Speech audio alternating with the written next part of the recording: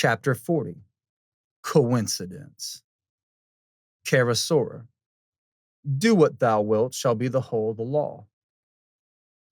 When I was writing that letter about prophecy, I was hot and bothered all the time by my faithful sentinel, the well-grieved hoplet that stands at the postern of my consciousness, ready to challenge every thought. And woe to the intruder who cannot give the countersign. This time the dear old ruffian thought the matter serious enough to report higher up. It is put plainly enough, emphatically enough, incontrovertibly enough. Was the gist of his communication that the first and most irretrievable trick of the enemy is to dupe you into passing Captain Coincidence as friend, whereas he is naturally the most formidable of all your foes when it comes to a question of proof. Quite right, Sergeant Major. But it is not only about prophecy, but about all sorts of things. In particular, of course, the identification of angels and similar problems. Well, we have captured quite a few lads of the company of Captain Coincidence. Let us have them up for examination and learn what we can about their weapons and other warlike matters. I take our first prisoner from Magick.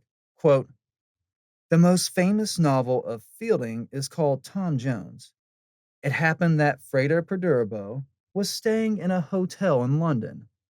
He telephoned a friend named Fielding at the latter's house and was answered by Mr. Fielding's secretary, who said that his employer had left the house a few minutes previously, but could only be reached by telephoning a certain office in the city at between 11 o'clock and a quarter past. Frater Perdurabo had an appointment at 11 o'clock with a music hall star, the place being the entrance to a theater. In order to remind himself, he made a mental note that as soon as he saw the lady, he would raise his hand and say, before greeting her, remind me that I must telephone at once to Fielding when he met her. He did this, and she advanced toward him with the same gesture and said in the same breath, remind me that I have to telephone to Tom Jones, the name of a music hall agent employed by her. End quote. Here comes another, this time completely crazy. Nothing literary about it, no sense anywhere, a pure freak. A friend of mine, A, rang up a friend of hers, B, at her flat in Holland Park, some 3 or 4 miles west, and a pint to the nor'ward of Piccadilly Circus. After the usual series of they don't answer, lines engaged, unobtainable, lines out of order, lines temporarily disconnected at the subscriber's request, an appeal to a supervisor got her connected instantly.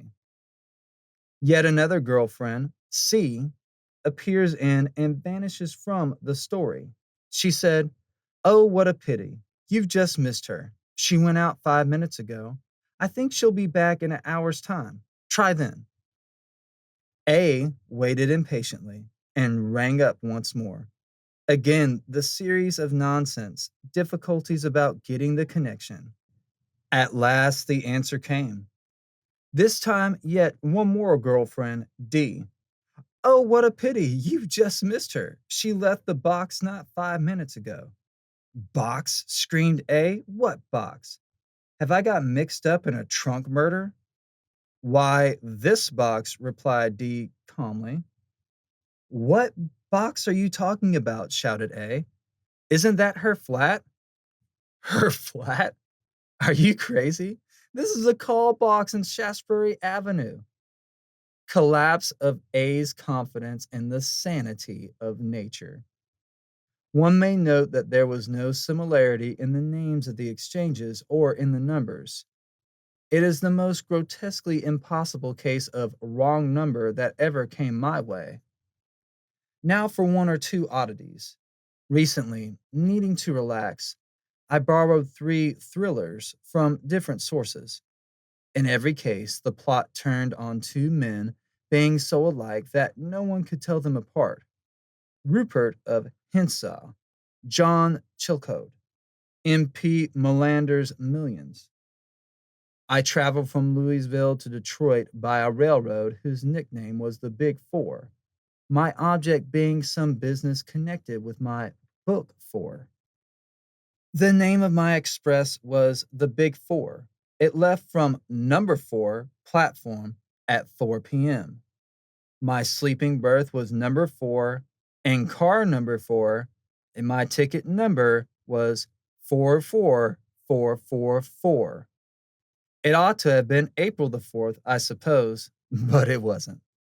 Last week, a letter from me appeared in the Sunday Dispatch with regard to the Everest mystery of 1921. I expressed my view that the two lost climbers, last seen on an easy snow slope near the summit, had simply been blown into the air by one of the sudden gusts of incredibly fierce winds which are common at those heights, and dashed to earth perhaps a mile away. After reading this, I went to a friend's room to borrow a book, picked up her Shakespeare's Histories, and, opening it at random, came upon, quote, "They that stand high have many blasts to shake them, and if they fall, they dash themselves to pieces." End quote. Richard III, Act 1, Scene 3. Now here's a story that's too good to lose. Not the mistiest phantasm of an ideogram how to class it. For one thing, it's chock-a-block with moral lesson and economic theories and political summits. But there's coincidence in it somewhere, and under coincidence down it shall go, even if only by coincidence. From 1895 onwards, I dealt with Colin Lunn. Quote, "Of all the tobacconists under the sun, there is none, like the great Colin Lunn." End quote. Of Sydney Street, Cambridge. When I started round the world, alas for fidelity, I began to forget him. By 1906, the operation was practically complete. In 1942, I spent a few days with friends in Cambridge, sauntering along KP, King's Parade to you, madame, on my way back to the station with half an hour or so to kill. I thought I would pop into Lund's new shop there and pass the time of day. He might have something to take my fancy. So I did. Needless to say, I didn't know the shopman from Adam, as he did not offer me a view of his identification mark. I asked after old friends. We gossiped of old times and new. Presently he observed, putting a hand under the counter, "I think this is yours, sir." "How do you know who I am? I've never seen you before." "Oh, yes, sir. I was the odd job boy at the old Sydney street shop. I remember you quite well." By this time, there lay on the counter a strange, familiar, unfamiliar object, a pipe that I had left for some minor repair before hurrying off to the East 37 years before. I am smoking with the same pipe now. And you can draw your own beastly conclusion. No, I have not forgotten that I am here to instruct as well as to amuse, also to make certain observations which will, I flatter myself, be rather new to you. Everything that happens, no matter what, is an inconceivably improbable coincidence. You remember how you had to begin when you first came to me for help? I said to you, "Here are you, and no other person comes to see me, and no other person in this room, and no other room at this time, and no other time." How did that come about? The answer to that question is the first entry in your magical diary, and, with a slightly different object in view, the first step in the practice of Liber Thisarb and the acquisition of magical memory. Why, hang it all, the events of the last hour even might have gone just an infinitesimally little bit different, and the interview would not have taken place as it did. Consider then that factors stretching back into eternity, all the factors there are, have each one contributed in its degree to bringing this interview about. What a fantastic improbability, yet here we are. Chance blindly rules the universe. But what is chance? And where does purpose intervene? And to what extent? I shall now conduct you no less firmly than Mr. E. Phillips Oppenheim to Monte Carlo. You walk quietly into the casino. It seems to you that the excitement is even more noticeable than usual.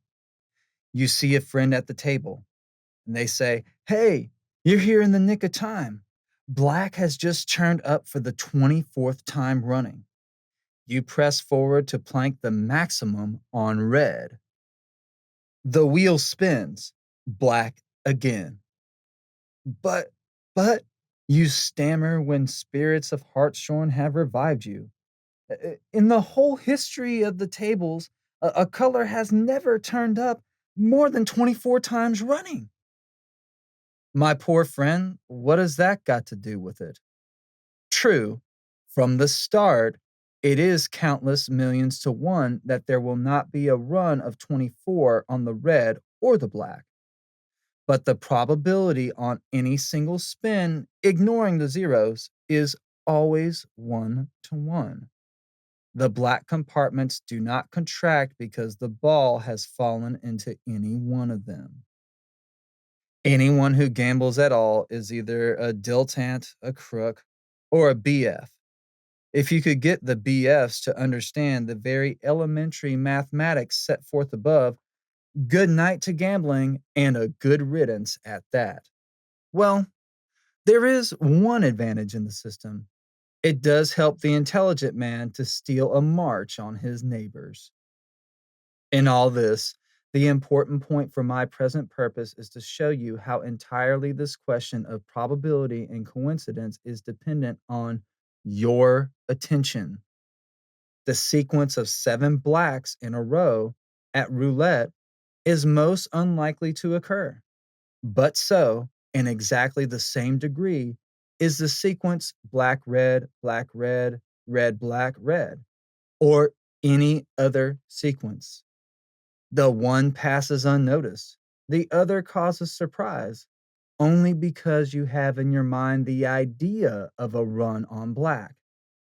Extend this line of thought just a little and link it up with what I was saying about the magical diary. You realize that every phenomenon soever is equally improbable and infinitely so. The universe, therefore, is nothing but coincidence.